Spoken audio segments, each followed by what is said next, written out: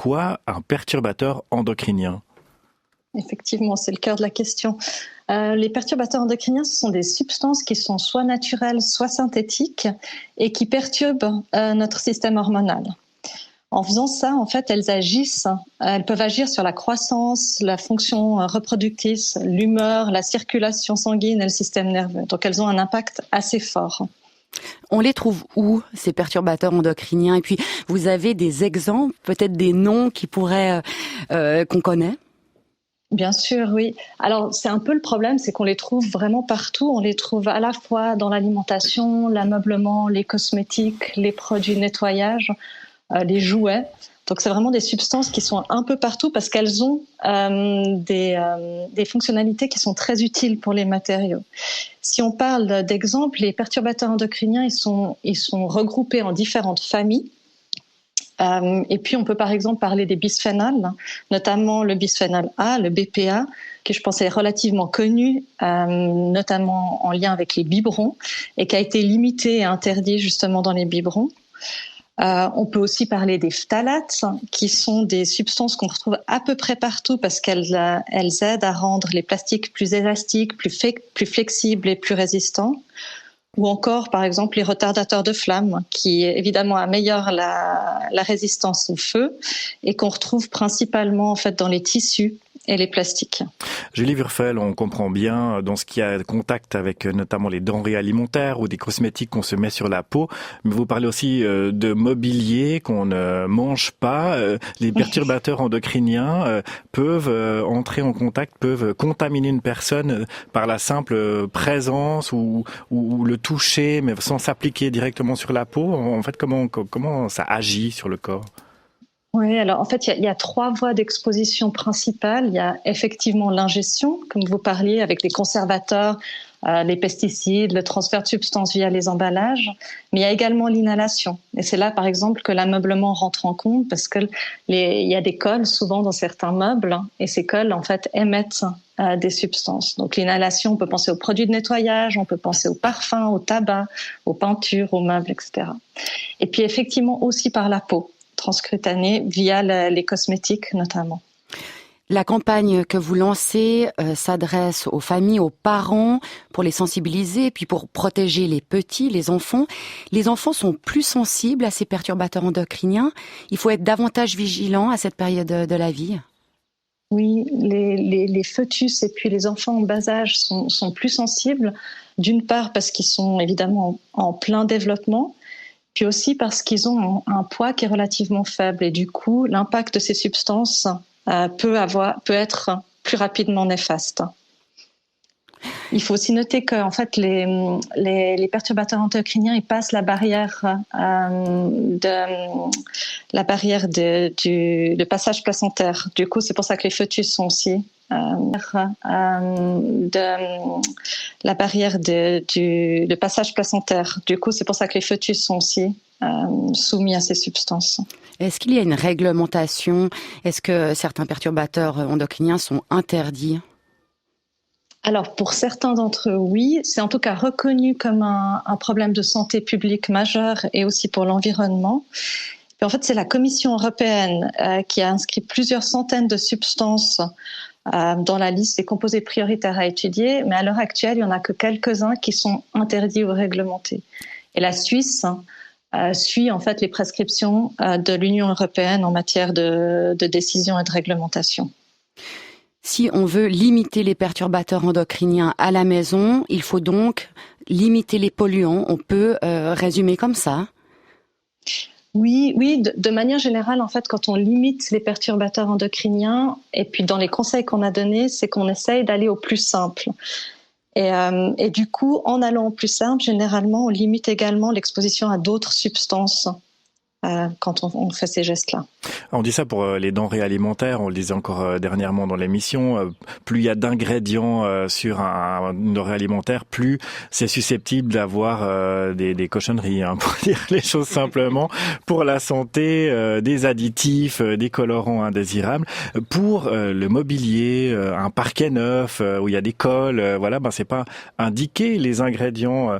C'est là peut-être que votre campagne entre en jeu, Julie Wurfel. On va peut-être aller pièce par pièce dans la maison pour essayer de savoir comment éviter ces perturbateurs endocriniens, parce que contrairement aux emballages des denrées alimentaires, c'est pas si simple. Si on prend par exemple une chambre d'enfant, puisqu'on parle des enfants ce matin, c'est quoi le conseil principal pour éviter d'exposer au maximum les enfants? Je pense qu'il y en aurait deux. Le premier, ce serait d'aérer, parce qu'en aérant, en fait, on chasse une grande partie des substances qui peuvent se retrouver dans l'air. C'est un conseil qui est simple. Et puis le deuxième, ce serait de réduire le nombre d'objets qu'il y a dans une chambre d'enfant. Parce qu'évidemment, en réduisant le nombre d'objets, on réduit le nombre de sources potentielles de substances problématiques. Aérer, c'est-à-dire plusieurs fois par jour, 5 à 10 minutes, et pas juste 30 secondes le matin au réveil. Justement, par rapport aux objets, et plus particulièrement les jouets, il est marqué qu'il faudrait éviter de mettre des peluches dans le lit des enfants. Alors, c'est possible ça? Et puis pourquoi? Alors, c'est possible. C'est difficile, je pense, en tout cas, si on l'a testé. Mais c'est possible. On n'a justement pas mis d'éliminer les peluches parce que ça, on sait que c'est pas réaliste.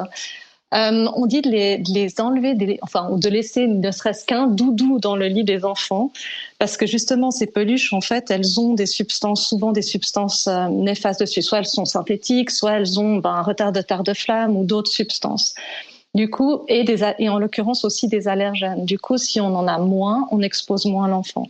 Un autre conseil qui est peut-être plus simple à voir en fonction des odeurs, mais c'est de laver aussi régulièrement les doudous. Ça permet d'évacuer en fait une partie des substances nocives, les allergènes et la poussière. Si on passe maintenant à la salle de bain, plusieurs conseils là aussi. Il faudrait limiter le nombre de produits d'hygiène, remplacer les lingettes par de l'eau et de l'huile d'olive, mais aussi se protéger du soleil en se mettant à l'ombre et en évitant de s'exposer entre 11h et 16h. C'est quoi le rapport ici avec les perturbateurs endocriniens, la crème solaire? Oui, exactement. La crème solaire, évidemment, c'est quelque chose dont on a besoin. Il n'y a pas de question là-dessus. Par contre, on sait qu'il y a souvent des substances nuisibles dans la crème solaire, nuisibles pour notre santé, mais également pour l'environnement. Et du coup, par ce conseil-là, on essaye de limiter la dose de crème solaire qu'on va se mettre en disant on met que sur les parties exposées. Donc, on propose de mettre des vêtements longs et amples, un chapeau, de rester à l'ombre et puis de toute façon d'éviter le soleil entre 11 et 16 heures parce que c'est là où c'est le plus nocif. Julie Wurfel, Marie Tchoumi a parlé des lingettes qu'il faudrait remplacer par de l'eau et de l'huile d'olive. Ça veut dire que même dans des lingettes pour nettoyer les peaux des bébés, donc qui sont censées être douces, même là-dedans, on peut trouver des perturbateurs endocriniens? Effectivement. Puis alors ça, c'est une remarque très pertinente, c'est que de manière générale, c'est pas parce qu'un produit est marqué pour enfants qu'il est meilleur qu'un autre produit. Typiquement pour les autres cosmétiques comme les shampoings ou les savons, on préconise de prendre plutôt des shampoings, un shampoing et un savon pour toute la famille et pas spécifiquement ces produits labellisés enfants. Maintenant, des astuces concernant le nettoyage. On retrouve là aussi l'idée d'aérer régulièrement et il faudrait aussi aspirer régulièrement sa maison. Il faut penser à respecter le bon dosage des produits d'entretien, dont le nombre devrait par ailleurs être limité, et aussi privilégier la lessive en poudre plutôt que la liquide. Alors moi, ça c'est aussi un conseil qui m'a un petit peu étonnée. Interpellée, oui, je comprends.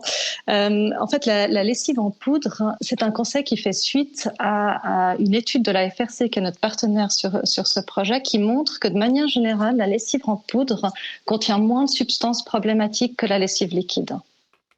Après notre conseil. Après le nettoyage, la salle de bain, on passe à la cuisine. Dans les fiches avec les différents conseils, on découvre qu'il faudrait opter pour des aliments frais, locaux de saison, éviter les plats industriels dans des emballages plastiques réchauffés au micro-ondes et choisir des contenants en fonte, en verre, en céramique, en inox. Pour quelles raisons c'est le plastique là qui pose problème? Alors oui, effectivement, en fait, c'est les contenants parce qu'ils ont tendance, et notamment avec la chaleur, à ce que des substances se transfèrent dans les aliments. Donc, de manière générale, on préconise de prendre des contenants avec des matériaux qu'on appelle inertes, tels l'inox ou le verre, qui évite justement ce transfert de substances, et notamment quand on réchauffe des plats. Julie Verfel, pour résumer, on pourrait dire less is more, hein, c'est ce qu'on dit souvent dans ce domaine. Donc moins c'est mieux, moins c'est plus avantageux finalement. Avoir moins de produits, moins d'objets, aller à l'essentiel, penser à bien aérer son logement, tout ça pour améliorer la qualité de vie des enfants, mais aussi bien sûr ça profite à toute la famille. C'est exactement ça, exactement ça. C'est aérer, réduire. Laver les habits, les doudous, enfin tout ça, surtout quand on vient de les acheter, et puis éviter les plastiques. C'est effectivement ça.